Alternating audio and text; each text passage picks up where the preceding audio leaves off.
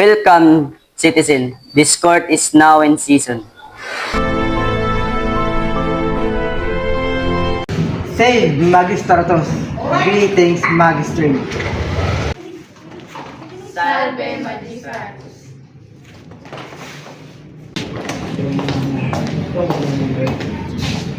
You are defending the accused. Thank you, Magistrate. Ariela, please describe what happened on the day alleged incident. I was walking through the market when the accused approached me. Please, go on.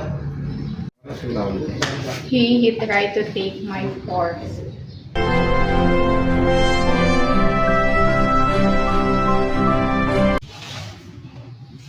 Julia, you are the prosecution first witness. Please testify. Thank you, Magistrate.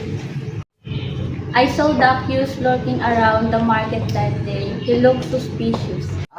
Julia, you did actually see accused commit the crime? Did you? No, but I'm sure he was to no good.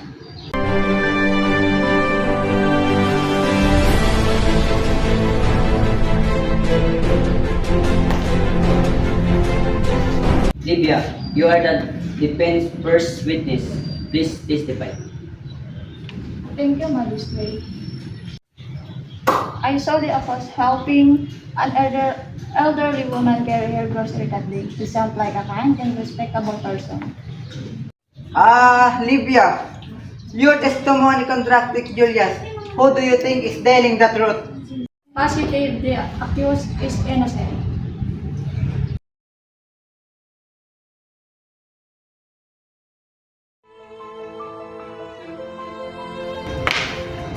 After careful consideration, I find the accused not guilty. Thank you, Magistrate. But I'm sure that he did it. Don't worry, Aurelia. Justice has been served.